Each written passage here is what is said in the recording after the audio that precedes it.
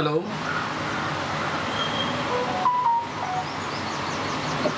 आवाज येतोय सगळ्यांना? आवाज क्लिअर आहे का सांगा?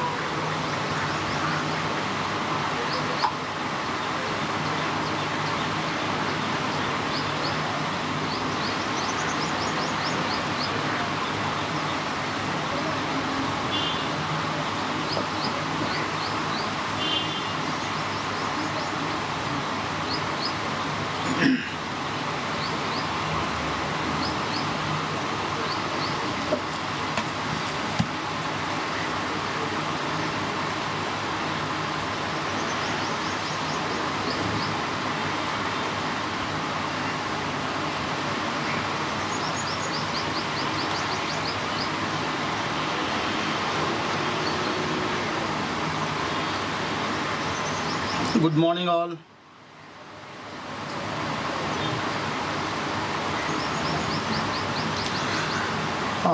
आत्ताच्या सेशनमध्ये आपल्याला पेपर 1 मधील एक टॉपिक डिस्कस करायचा आहे आणि तो जो टॉपिक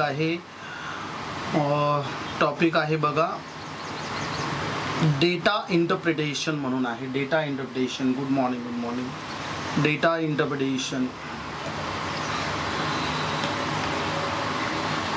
युनिट नंबर 7. विजिबल आहे सगळे? Is it visible?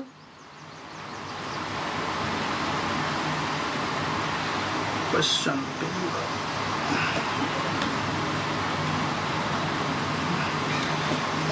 आपल्याला इथे टॉपिक नंबर 7 इथे आपल्याला आज डिस्कस करायचं आहे आणि युनिट नंबर 7 आहे बघा, data interpretation. What is the title? Data interpretation.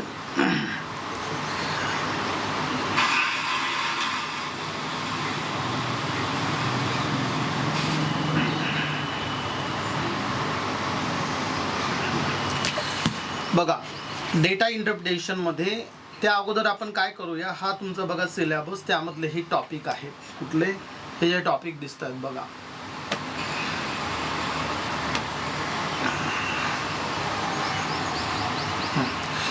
Unit number 7 आपण आता डिस्कस करणार आहोत, ज्यामध्ये डेटा इंटरप्रिटेशन त्याचं टायटल आहे.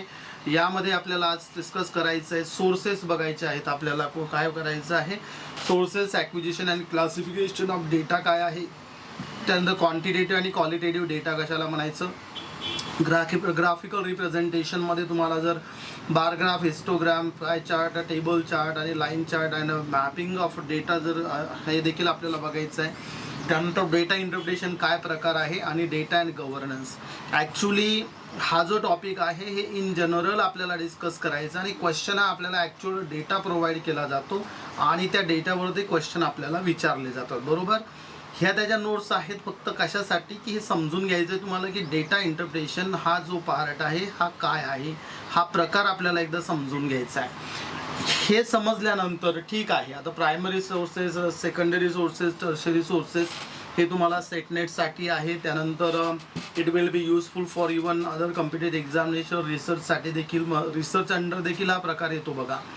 तर हे आपण इथे डिस्कस करायचं आहे. त्या अगोदर एक जो जुना क्वेश्चन पेपर आहे तो एकदा आपण ओपन करूया, जेणेकरून तुम्हाला एक अंदाज येईल की यावरती, म्हणजे आता हे 7 नंबरचं युनिट आहे माझ्यानुसार, मग यावरती क्वेश्चन नंबर याच्यापासनं क्वेश्चन नंबर 30, क्वेश्चन नंबर 32, 35 या युनिटवरती विचारले जातील.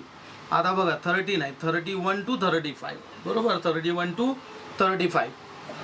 आता यामध्ये बघा ना, हे जे दिसतंय बघा क्वेश्चन नंबर, हा क्वेश्चन पेपर कुठला आहे बघा, मार्चचा आहे. मार्चचा पेपर 1 आपण इथे डिस्कस करतोय, बघतोय. क्वेश्चनचे एक आपल्याला लेवल लक्षात येईल बघा. आता यांनी काय दिलंय क्वेश्चन बघा इथे,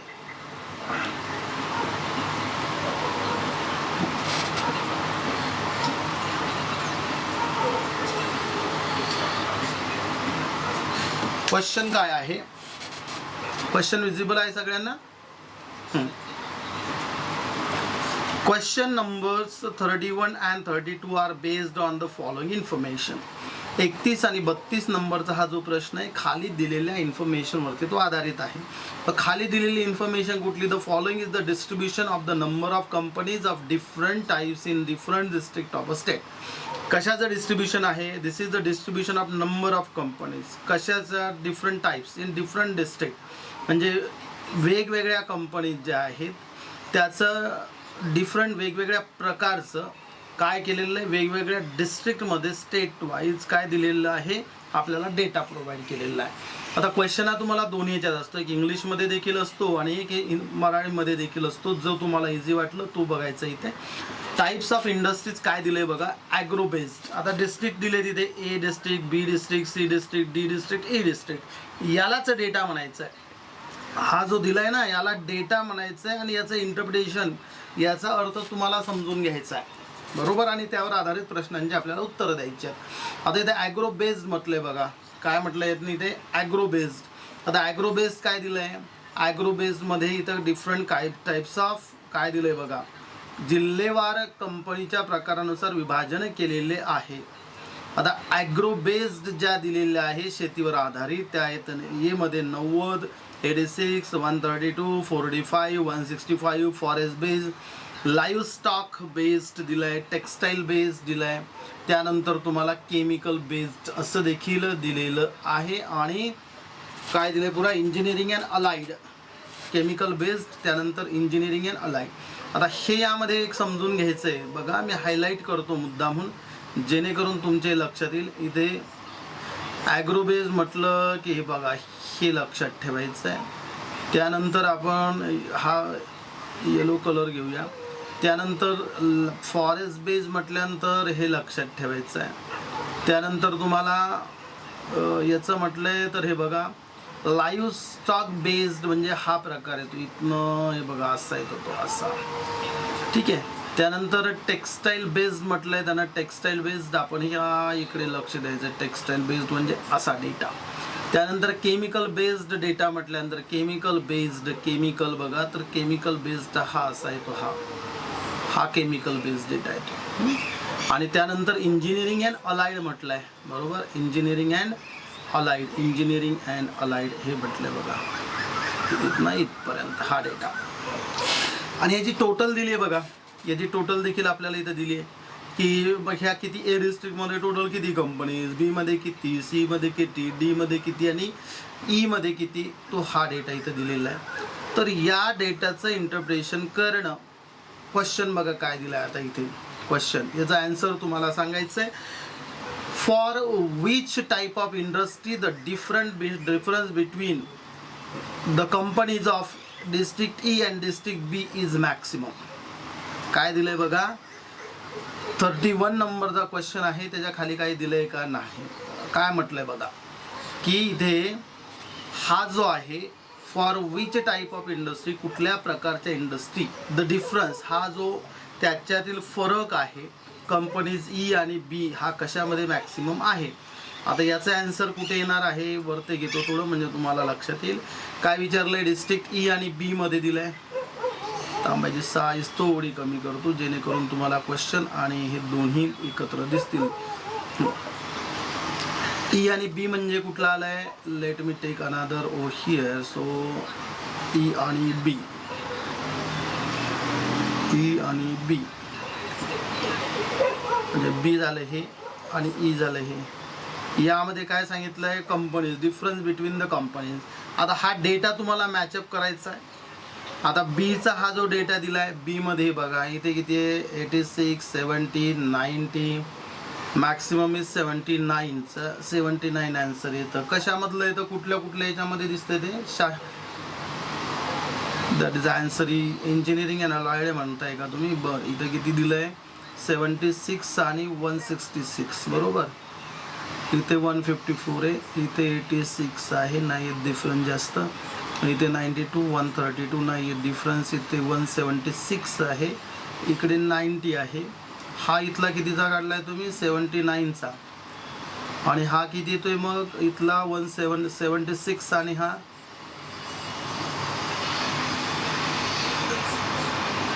लाईव्ह स्टॉक बेसचं बघा बरं एकदा 176 मायनस काय म्हटलंय त्याने टाईप ऑफ कंपनीज 176 मायनस 90 करा.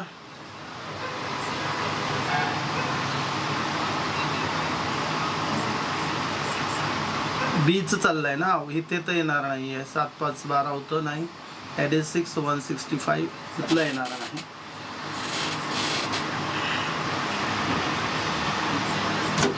आन्सर्स खाली कुठलं दिलंय राईट हे ऑप्शनच नाही त्यामध्ये. गुड हे ऑप्शन नसल्यामुळे लाईव्ह स्टॉक बेस दिलं नाही ना. या 4 पैकी विचारलंय आणि आन्सर कुठलं येतं 79चं that is this one.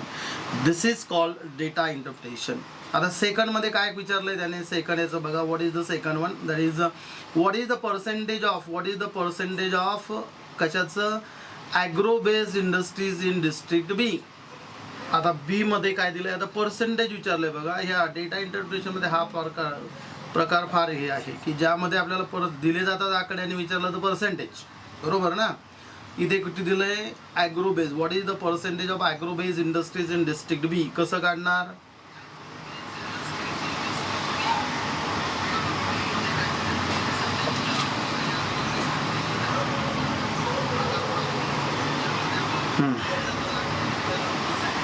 District बी 86 कसं काढणार मला सांगा तुम्ही एकदा. पर्सेंटेज काय पर्सेंटेज 86 जे आहे ह्याचं ते दिलंय बघा ॲग्रो बेस्ड. 1 सेकंड कसं काढता मला सांगा पटकन. पर्सेंटेज कसं काढणार त्याचं तुम्ही बीचं. What is the percentage of agro-based industries in district B? किती पैकी काढणार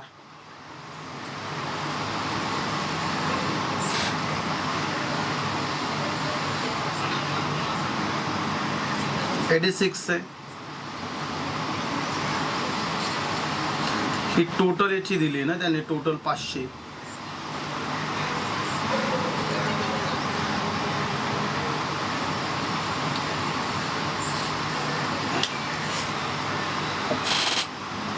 चला सांगा आन्सर मला.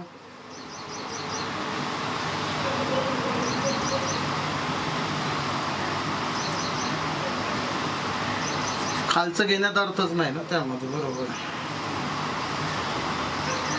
म्हणजे 86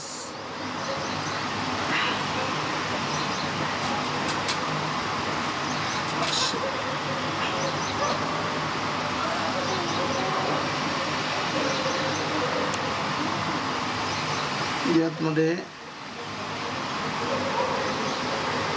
17.2 येईल बरोबर. Shine are you there.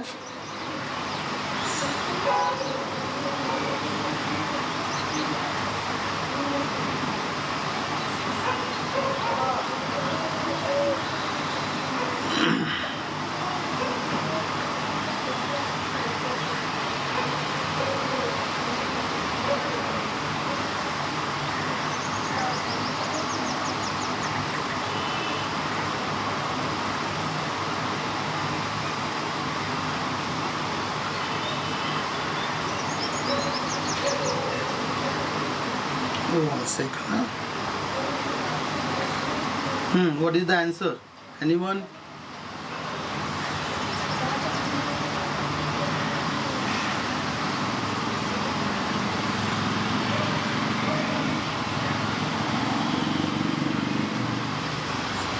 Answer is B. कसं काढलं बी आन्सर.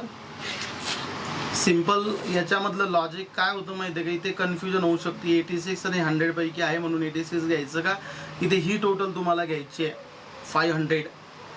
याच्यामध्ये काढायचं आहे तुम्हाला त्याचं पर्सेंटेज आणि त्याचं इथं बघा 17.2 बरोबर ना. म्हणजे 86 डिवायडेड बाय जर तुम्ही 500 जर केलं बरोबर त्याचं उत्तर येतं बघा 17.2. ठीक आहे. तर असे क्वेश्चन्स तुम्हाला कशावरती येणार आहेत असे क्वेश्चन्स विचारले जाणार आहेत डेटा इंटरप्रिटेशन बरोबर. 3 प्रश्न होते काय होते मला बघू द्या एकदा. 3 होते ना, राईट. 31 32 दोनच म्हटलंय त्याने. 33 नंबरचा क्वेश्चन काय. In a certain state, 60% are married employees and 52% of graduate employees and 32 are neither married nor graduate employees. So find the percentage of married and graduate employees. Mathematics related आहे. Married आणि graduate एम्प्लॉईचं percentage इथे काढायचं सांगितलेलं आहे. काय सांगितलंय, 60% married employees आहेत, 52% त्यातले ग्रॅज्युएट आहेत, 32 यांनी मॅरिड नाहीत, अनमॅरिड नाहीत, म्हणजे 52 याचं. ठीक आहे, आपण याच्यावर डेटा इंटरप्रिटेशनवरती सध्या हे करूया. हा एक बघा डेटा दिला आहे. Question numbers 34 and 35 are based on the following information. कुठल्या इन्फॉर्मेशनवरती आहे, दॅट इज हे दिलं आहे बघा. क्लोदिंग 63%, त्यानंतर 63 दिलं इथे. त्यावर काय दिलं आहे बघा. Monthly expenses on various items of certain family are shown in the following diagram. हां, फूडवरती एवढं जातं, अदर मिसलेनियस, फ्यूल आणि हाऊस रेंट. ठीक आहे, आता यावरती 2 क्वेश्चन दिलेले आहेत. Find the angle in degrees associated with sector other. आता यानं काय सांगितलं आहे की याचा काढायचा आहे आपल्याला अँगल, बरोबर ना. आता यानं काय दिलं आहे की इथले अँगल्स दिलेले आहेत. आता सरळ सरळ आहे अँगल काढण्यासाठी. आता हे जे सर्कल आहे, सर्कल किती असतो, 360. हां बरोबर, 100. 86 मल्टिप्लाइड बाय 100 बरोबर, diva upon 500 also, that is correct. आता यामध्ये बघा काय करायचं आहे, हा 360 येतो ना, याची बेरीज करायची याची, म्हणजे 108 प्लस 63 प्लस 72 प्लस 27 याची टोटल बघा किती येते. आणि मग अदर तुमचा निघणार आहे, म्हणजे 108 plus 63 plus 108 plus 63 plus 72 plus 27, 270 minus 360 किती,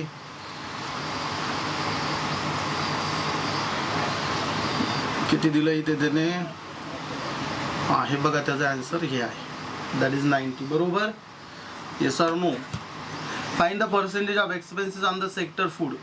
याचं पर्सेंटेज सांगितलं, पर्सेंटेज फूड या सेक्टरवरती किती एक्सपेन्सेस आहे बघा. इथे देखील पर्सेंटेज सांगितलं आहे.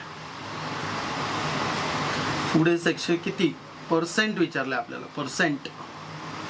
परत मग आता तुम्ही जसा फॉर्म्युला दिलाय तसाच येईल ना. हा 108 मल्टिप्लाइड बाय 100 डिवायडेड बाय परत किती येईल, हे 360 येईल बघा, असं येईल 108. डेलिबरेटली मी डेटा इंटरप्रिटेशनमध्ये डायरेक्ट क्वेश्चन कसे येतात हे लक्षात येईल बघा तुमचं. डिवायडेड बाय 360, त्यामध्ये त्याचं पर्सेंटेज बघा. आपण यामध्ये आन्सर दिलंय का 30. Cross check it, cross check. असा डेटा इंटरप्रिटेशन आहे. अशा पद्धतीने प्रश्न विचारले जातात. HTML. ओके, तर आता आपण बघूयात डेटा इंटरप्रिटेशनचा part. This one, sources of data बघा काय आहे. तर sources of data is important नाव. कशाला काय काय म्हणायचं ते आपण इथे आता बघूया. Sources of data, unit number 7, data interpretation. Data can come from a variety of sources, each with its own advantages and limitations. So primary sources असतात बघा कुठल्याही डेटाचे सगळ्यात अगोदर, ज्यामध्ये दीज आर ओरिजिनल सोर्सेस. हे जे आहे दीज आर ओरिजिनल सोर्सेस जे आहे. प्रायमरी सोर्सेस कशाला म्हणायचं समजावून घ्या. प्रायमरी सोर्सेस म्हणजे काय, these are original sources of data collected directly by the researcher for specific purpose. आता रिसर्च रिलेटेड दिलेलं आहे. आपलं डेटा इंटरप्रिटेशन वेगळं आहे. आत्ता जे आपण म्हणजे दिलेल्या माहितीनुसार जो काय आपल्याला माहिती दिलेली आहे त्यानुसार काय करायचे, प्रश्न सॉल्व करणे, that is called data interpretation. आता इथे काय दिलं आहे की रिसर्चर देखील, रिसर्च आपल्याला आहे बघा, रिसर्च रिलेटेड देखील आपल्याला याच पेपरमध्ये टॉपिक आहे. आता इथे हे बघा थांबा, रिसर्चचा कुठे टॉपिक आहे त्या संदर्भात देखील महत्त्वाचं आहे. रिसर्च ॲप्टिट्यूड बघा, त्यातला तोही पार्ट इथे आपल्याला कामी येणार आहे. प्रायमरी सोर्सेस एक्झाम्पल्स, यामध्ये surveys, experiments, interviews, observations. Primary data is direct and can be tailored to the researcher specific needs, but it can be time consuming and costly to collect. हे असणार आहे. म्हणजे इथे तुम्हाला प्रायमरी डेटामध्ये काय काय घ्यायचं आहे, you have to take what surveys पाहिजे, एक्सपेरिमेंट्स, इंटरव्ह्यूज आणि ऑब्झर्वेशन्स, हे सगळं प्रायमरी रिसोर्सेस येतात. सेकंडरी रिसोर्सेस कुठले, so this refers to data that was collected by someone else for a different purpose. दुसऱ्याने केलेला सेकंडरी डेटा कुठला असतो. मग एक्झाम्पल काय येतात त्यामध्ये बघा, गव्हर्नमेंट रेकॉर्ड्स असेल, ऑनलाईन एखादा डेटाबेस असेल, रिसर्च पेपर्स असतील, कंपनी रिपोर्ट्स असतील, हे सेकंडरी डेटामध्ये येतं. म्हणजे प्रायमरी सेकंडरी आपल्याला इन्फॉर्मेशन येणार आहे त्यामध्ये बघा. 270 बरोबर, राईट.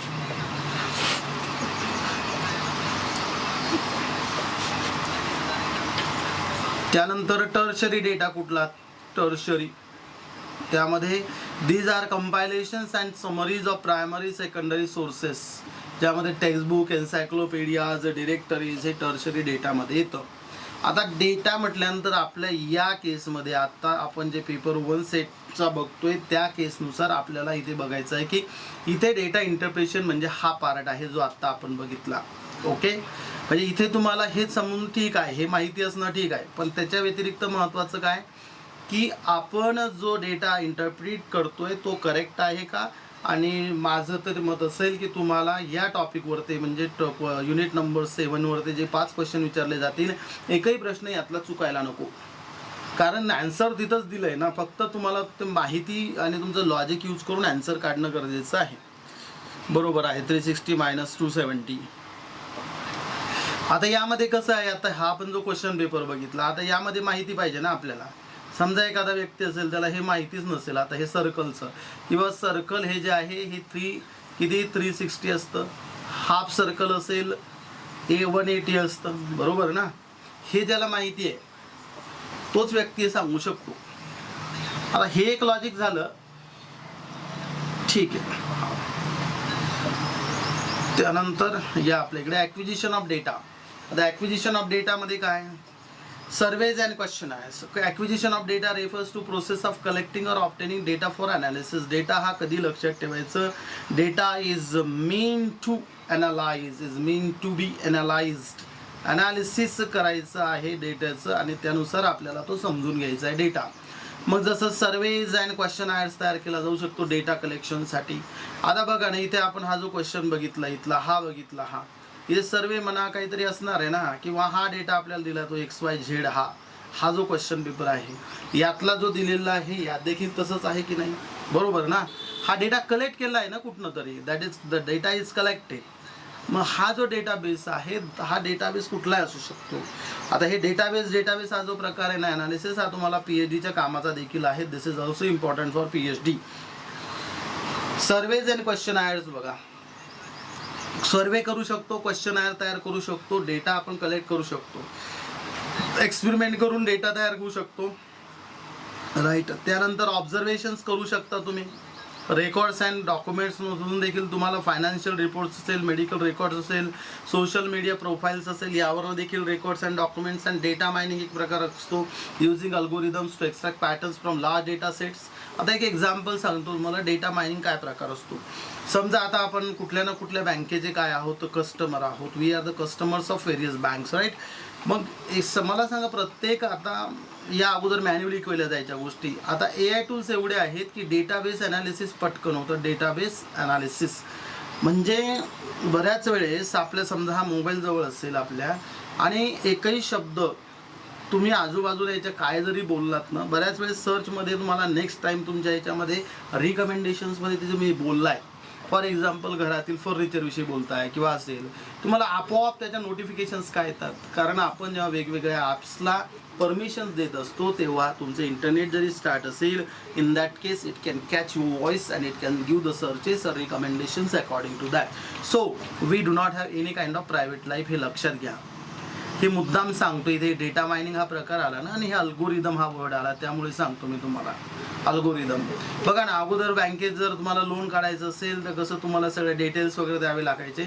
आता तुम्हाला तुमचे ट्रान्झॅक्शन्स पाहून AI टूल्सवरनं ॲनालिसिस केलं जातं, डेटा मायनिंग केलं जातं आणि त्यातनं कुठल्या माणसाचे ट्रान्झॅक्शन चांगले आहेत आपोआप समोर येतं बघा.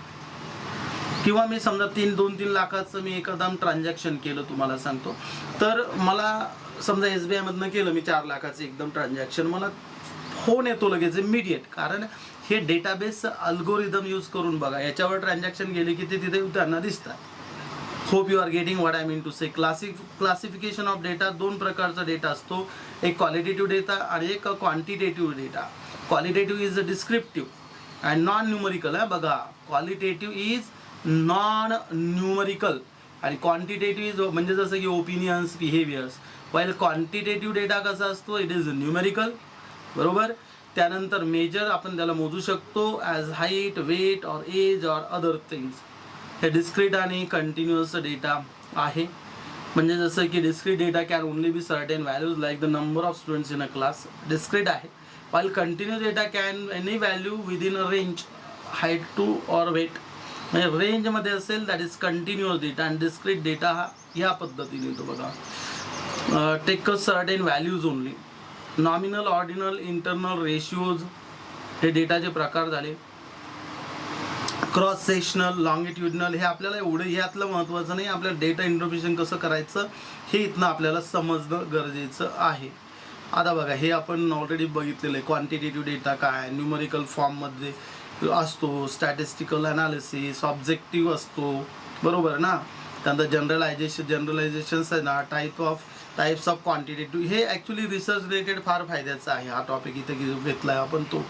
आणि त्यानंतर तुमचा जो क्वालिटेटिव्ह म्हटलं नॉन न्यूमेरिकल फॉर्म असतो, डेप्थ अँड डिटेलमध्ये असतो, सब्जेक्टिव्हिटी येते बघा यामध्ये. कशामध्ये? क्वालिटेटिव्ह. आता समजा मी डिस्क्रिप्टिव्ह एखादं, समजा माझं ओपिनियन मी एखाद्या ऑथरविषयी देत असेल ओपिनियन, माझं ओपिनियन, याचा अर्थ इथे लक्षात ठेवायचं की माझं जे ओपिनियन असेल it comes there may be some kind of subjectivity. हा क्वालिटेटिव्हमध्ये येणार, बरोबर, क्वांटिटेटिव्हमध्ये नाही. हां, पण समजा तुम्ही त्याला सॅम्पली 1, 2, 3, 4, 5 अशा रेटिंगमध्ये घेत असाल आणि 100 लोकांकडनं असे भरून घेत असाल, समजा एखाद्या ऑथरला दिलेलं रेटिंग कन्सिडर करा, हा येतो मग क्वांटिटेटिव्हमध्ये. बघा डेटा कसा येऊ शकतो. मी लिहिलेलं ओपिनियन हे क्वालिटेटिव्हमध्ये जाईल आणि या पद्धतीनं 1, 2, 3, 4, 5 असा जर सर्वे केला तर त्या केसमध्ये तो न्यूमरिकल डेटा आपल्याकडे कलेक्ट होणार आहे. आणि न्यूमरिकल म्हणजेच कुठला? क्वांटिटेटिव्ह. कॉन्टेक्स्च्युअल अंडरस्टँडिंग असतं बघा याचं. कॉन्टेक्स्ट शिवाय तुम्हाला समजत नाही. कॉन्टेक्स्ट काय सिच्युएशन आहे, काय कॉन्टेक्स्ट आहे, त्यानुसार हे आपल्याला असतं.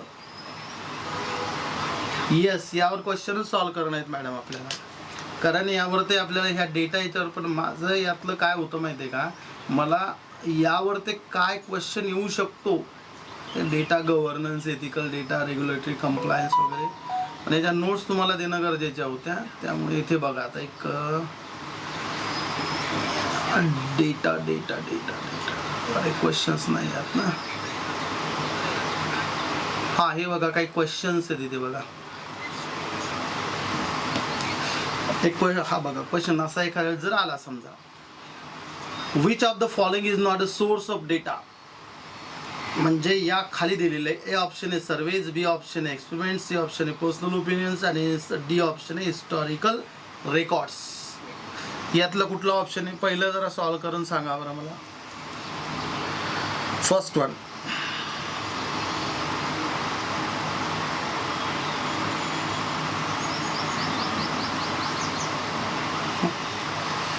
यामध्ये बघा सर्वेजमधनं डेटा सोर्स होऊ शकतो, एक्सपिरियन्स होतं, हिस्टॉरिकल रेकॉर्ड्स होतं, पण पर्सनल ओपिनियन्समधनं डेटा कलेक्ट होत नाही. सो सी आन्सर आहे बघा.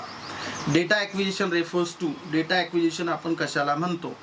Data acquisition the process of interpreting data नाही, फक्त इंटरप्रिटिंग नाही, यामध्ये पुन्हा काय येणार आहे बघा. त्यानंतर the process of collecting, measuring and analysing accurate insights for research, that is called data acquisition.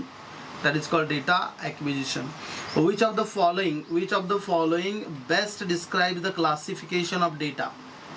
म्हणजे classification of data, the sorting data based on its sources, the source, arranging data in a sequential order, grouping data based on common characteristics, visualising data through charts and graphs. याचा answer सांगा तिसऱ्याचं मला.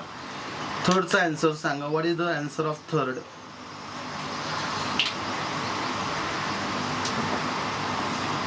थोड़ा typical question है. Sorting data based on its source, no. Arranging data in C, no. Grouping data based on common characteristics काढून हे काय आहे? Which of the following best describe the classification of data.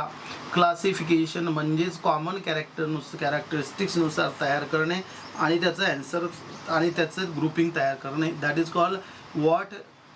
Classification of data. हे question जे मी तुम्हाला काही काय दिले सॅम्पल्स आहेत बघा क्वेश्चनचे आत्ता जे आपण बघतोय बघा, किंवा क्वांटिटेटिव्ह किंवा क्वालिटेटिव्ह बघा. क्वांटिटेटिव्ह डेटा इज काय येईल सांगा? चौथ्याचा आन्सर सांगा मला. Quantitative data is, what is quantitative data? Quantitative data is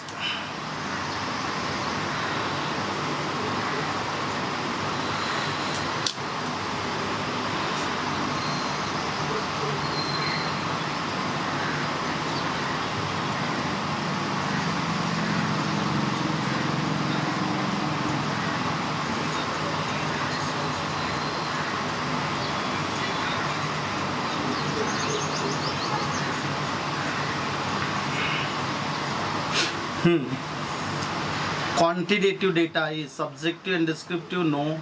Numerical and measurable based on personal feelings, no. Always presented in text form, no. That is numerical and measurable. Numerical and measurable. Which of the following is an example of qualitative data? The height of the students in the class, the color of cars in a parking lot, the number of books on a shelf, the temperature in degrees in Celsius. सरळ आहे. The color of cars in parking lot. हा numerical नाही ना, बरोबर ना. This is qualitative data. Therefore B is the correct answer here. Graphical representation मध्ये काय bar graph, pie chart किंवा तुमचा हिस्टोग्राम असेल, हे सगळं त्यामध्ये. तर ग्राफिकल मध्ये which type of chart is based for showing the composition of something? Which type of chart is based for showing the composition of something? Composition of something. Composition of something.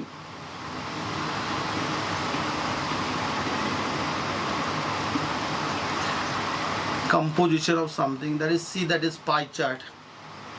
त्याचा answer येते बघा pie chart. त्यानंतर a histogram is used to represent data that is continuous and grouped ranges मध्ये तो histogram. Histogram म्हणजे काय सांगा बरं? Histogram, what is the meaning of histogram? Histogram कशाला म्हणायचं?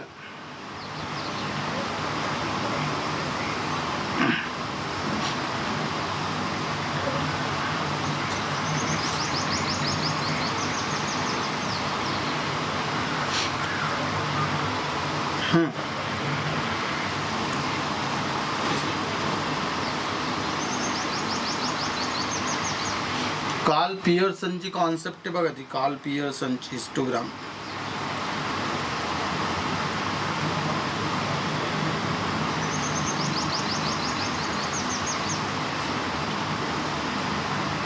रेंज मध्ये कलरिंग केलं जातं, x axis y axis in that way, right. So 7चा आन्सर काय बघा? Continuous and group ranges. Continuous and grouped ranges 7चा आन्सर आहे. Okay. In which type of chart do you use lines to represent changes over time? सरळ line chart मध्ये ना असा नसतो का तो, म्हणजे असा आणि मग ते अशा पद्धतीनं ते काय अप्स डाऊन्स समजून सांगितले. लाईन ज्याला आपण काय म्हणतो line. What is that? Line chart. Data interpretation involves what? Data interpretation involves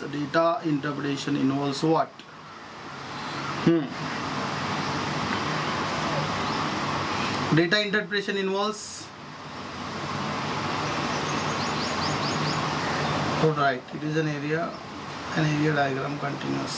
Right. Okay. याचं काय होईल मला सांगा. Data interpretation involves collecting and organising data, making predictions based on data, drawing conclusions from raw data and classifying types of data, that is C, drawing conclusions from raw data, that is called interpretation. conclusions काढणे, analysis करणे. त्यानंतर बघा काय दिलंय. when interpreting a graph it is important to काय केलं पाहिजे. it is important to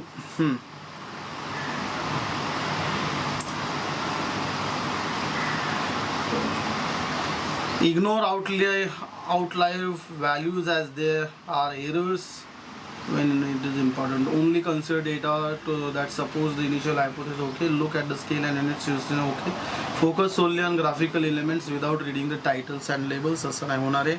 So answer is look at the scale and units used on the axis. हे महत्त्वाचं आहे बघा इंटरप्रिटेशन करताना, कारण ते कुठल्या स्केलमध्ये रेंज असतं ना, आणि युनिट कुठल्या ॲक्सेसवरती, बरोबर ना. एक्स ॲक्सिस वाय ॲक्सिस जो असतो की नाही आपला, त्यावरती कुशावरती कुठला डेटा दिला आहे, बरोबर. याची रेंज काय, समजा इथे डायरेक्ट घेतलं 100, इथे घेतलं 200 समजा, तर याच्यामधली रेंज काय, जवळपास 1 to 100चा आहे ना डिफरन्स, बरोबर. मग ते स्केलही महत्त्वाचं आहे. एक्स इज इक्वल टू आपल्याला दिलेलं असतं बघा, आपण जेव्हा जेव्हा हे ग्राफ्स वगैरे बघतो त्यावेळेस दिलेलं असतं. तर असे क्वेश्चन्स तुम्हाला तिथे, हे मी मुद्दा म्हणून आपल्याला हा झाला डेटावरती, बरोबर. जे काय आत्ता आपण डेटा इंटरप्रिटेशनचं जो बेसिक थिअरी बघितलं त्यावरती आहे. आता आपण काय करूया, आत्ता जे क्वेश्चन पेपर आपण बघितला होता तो मार्च 2023 पेपर 1 होता. आता 2021 मधला सप्टेंबरमधला हा पेपर आहे, आणि क्वेश्चन नंबरवर जाऊया आपण. 31च आहे नाही जात आहे, बरोबर. तो सिक्वेन्सनंच विचारतात, त्यामुळे तिथे एक हे फायदा आहे बघा. हे बघा इथे आलंय आपलं परत क्वेश्चन नंबर 31 to 32 दिलंय बघा.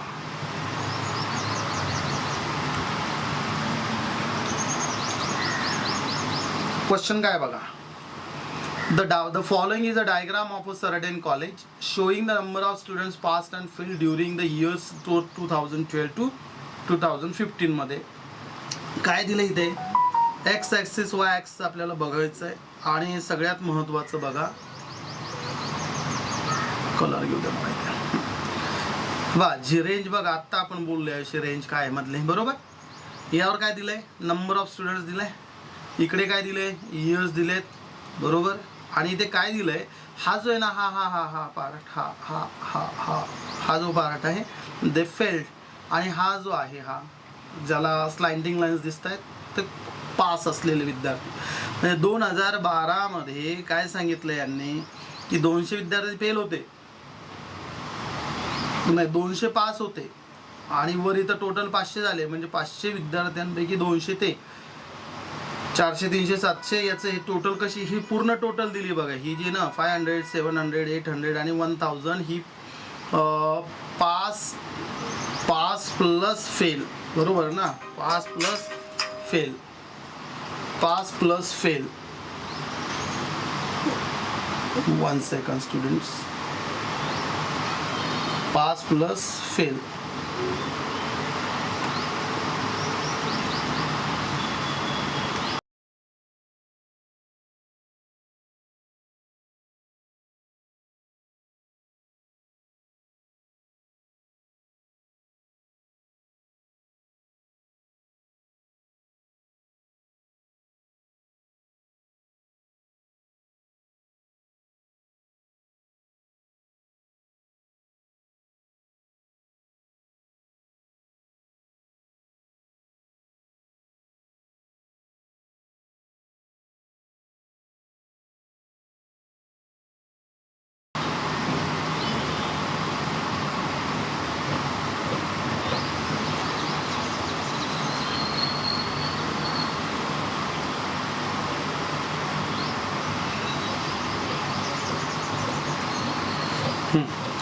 हा डेटा दिलाय, आणि याच्यावर आता प्रश्न आहे. हे झालं डेटा इंटरप्रिटेशन. आता जे आपण बोलतोय दिस इज डेटा इंटरप्रिटेशन. आवाज येतोय ना, आवाज आहे का माझा.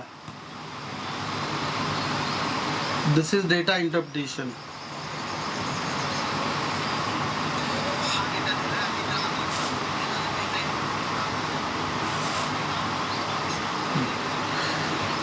आता यावर प्रश्न 31 आणि 32 विचारलाय. काय विचारलाय? In which year is the percentage of passing of students maximum? कुठल्या वर्षामध्ये मॅक्सिमम विद्यार्थी पास झालेले? पर्सेंटेज विचारलाय, सगळ्यात महत्त्वाचा, नंबर नाही, पर्सेंटेज विचारलंय. 2012, 2013, 2014, 2015 या चारही वर्षाचा आपल्याला काय काढावं लागेल? पर्सेंटेज काढावं लागेल, बरोबर ना? यासाठी पर्सेंटेजचा फॉर्म्युला माहिती पाहिजे. 12, 13, 14, 15 मध्ये, राईट. त्याने काय विचारलंय आपल्याला? परत एकदा क्वेश्चन बघूया की या वर्षामध्ये कुठल्या याच्यामध्ये passing of students maximum, percentage of passing of students म्हणजे पास झालेल्या विद्यार्थ्यांचं, म्हणजे हे इथलं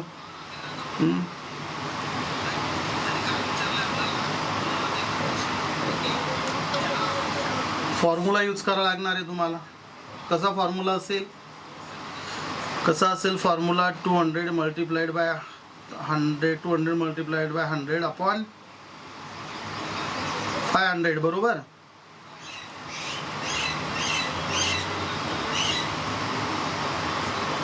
त्याचा पर्सेंटेज काढावा लागेल तुम्हाला.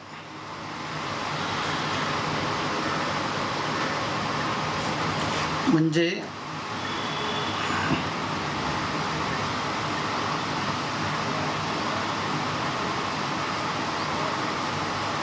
हं 40% इथं पास झाले, हा फॉर्म्युला लावायचा. असाच हे नंबर बदलायचा, नंतर इथे 400 घ्यायचं, बरोबर. त्याच पद्धतीनं 400 multiplied by 100 divided by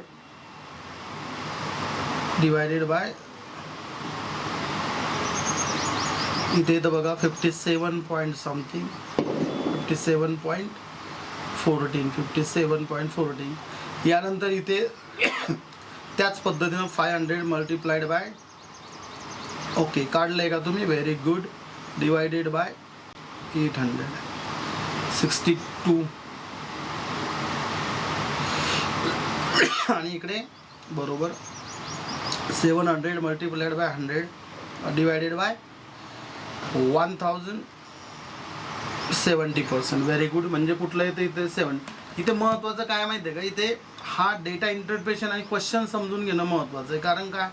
reason काय? इथं पर्सेंटेज विचारलं ना. बऱ्याच वेळेस एखादा काय करेल, लगेच नंबर बघेल. In that case it may happen, it may happen. Numbering जर कन्सिडर केलं तर ते चुकणार आपलं. 32 बघा. The percentage of passing of students in examination for all the years 2012 to 2015 combined together is a percentage of passing. सगळ्यांचं हा percentage of passing students in examination for all the years 2012 पासून 2015 पर्यंत किती येतं? तर यासाठी काय करावं लागेल? पासिंग पर्सेंटेज सगळं ह्याचं. आता हे किती आहे? 1800 म्हणजे किती होतं? 7, 5, 12, 8, 2 म्हणजे 3000 विद्यार्थ्यांपैकी पासिंगचं काढायचं ना. मग हे किती?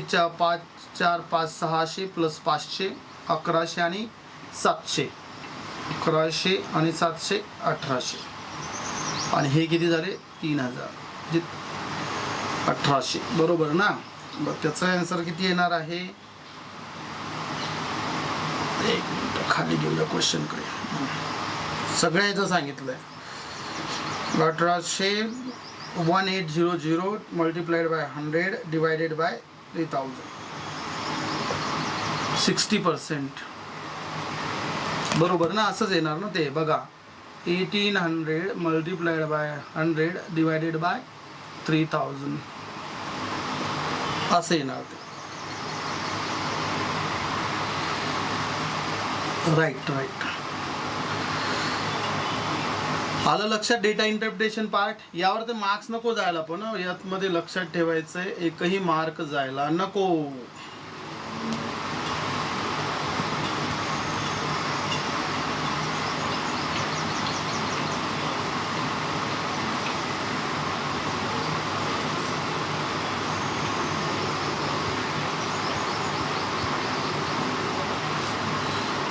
Done. Any problem, any doubt? त्यानंतर आणखीन क्वेश्चन बघूया. याच्यावर ते खाली असणार आहे ना आणखीन. बघा हे आलं इथे काय दिलंय 34 आणि 35 नंबरचा question. Out of 80 players 35 play cricket. किती खेळतात? आउट ऑफ 80 प्लेयर्स काय करतायत? 35 काय खेळतात तर क्रिकेट खेळतात. 42 play hockey, 25 play football, 8 play both cricket and hockey, 10 play both cricket and football, 7 play both hockey and football, 3 play all the 3 games. How many players are playing only one game? कैसा निकालना है इसको अभी बोलो. Out of 80 35 play cricket, 42 hockey बर, 25 football बर, 8. फक्त एकाच प्रकारच्या खेळ खेळणाऱ्या कसं काढणार सांगा मला.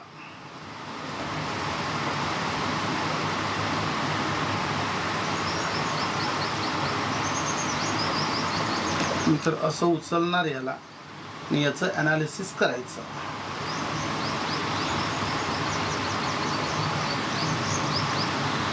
सांगा काय आन्सर येईल.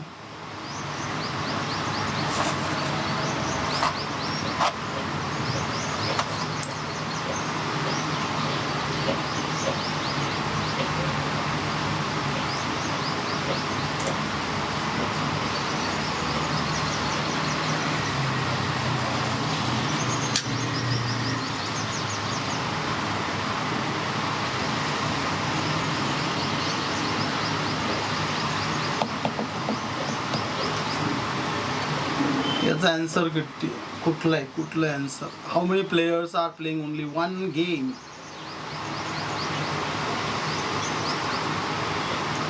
त्याला एक प्रिन्सिपल लावावं लागतं बघा. याच्यातलं प्रिन्सिपल जे आहे दॅट इज, प्रिन्सिपलचं नाव सांगतो मी तुम्हाला. To solve this we can use the principle of inclusion exclusion to find out how many players. हे बघा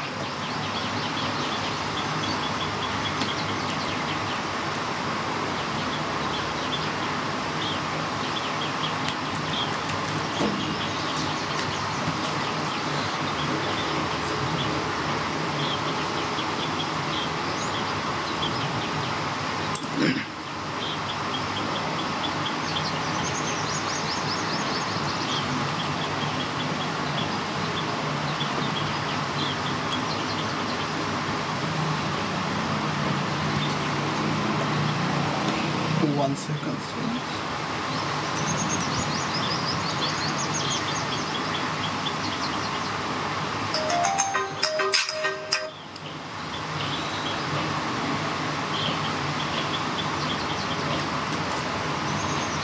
अरे हाँ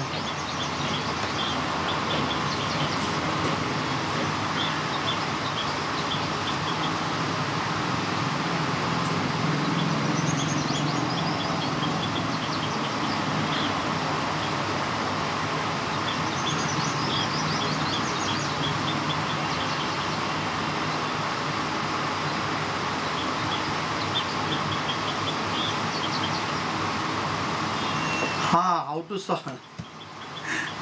ग्रुपला बघा एकदा, ग्रुपला टाकलंय मी. हे असे क्वेश्चनची थोडं गफलत होऊ शकते तुमची सॉल्व करताना. हे बघा यात इन्क्लुजन अँड काय आहे तर let's denote the total number of players N. Total number of players काय करायचं आहे एन करूया. एन हा टोटल प्लेयर्स ठीक आहे. त्यानंतर the number of players playing cricket by C. क्रिकेटवाले सी क्रिकेट हां. त्यानंतर क्रिकेटवाले सी घेतले. हॉकीवाले एच घेऊया. H hockey. त्यानंतर फुटबॉल एफ. Football F. त्यानंतर सी एच म्हणजे जे कुठले बोथ क्रिकेट आणि हे खेळणारे. त्यानंतर सी एफ असं करायचं आहे. मी तुम्हाला ग्रुपला याचं इंटरप्रिटेशन टाकतो बघा.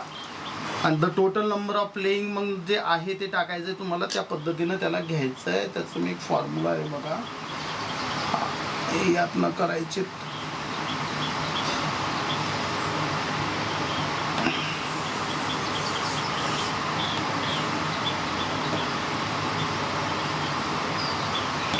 असं करायचंय ते.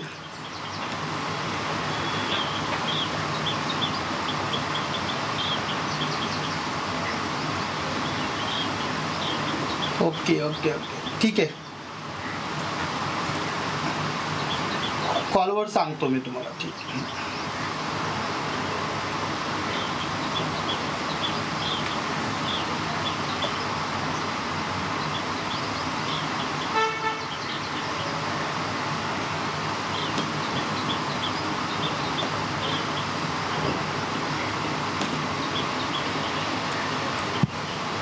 Okay okay okay okay.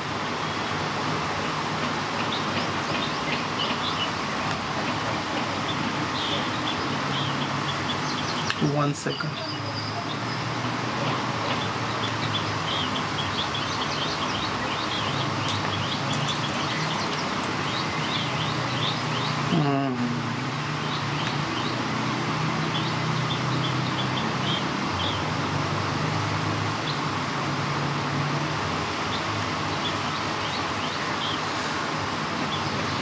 पाठवतो मी तुम्हाला ते हे करून. ठीक आहे.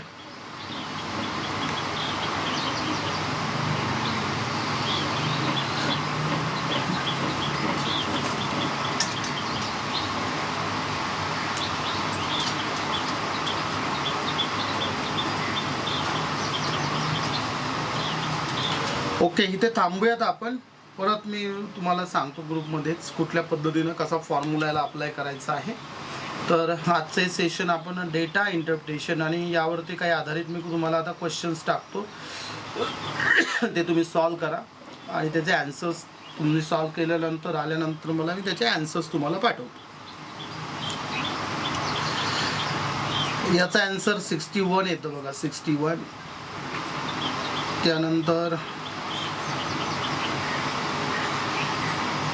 Okay okay.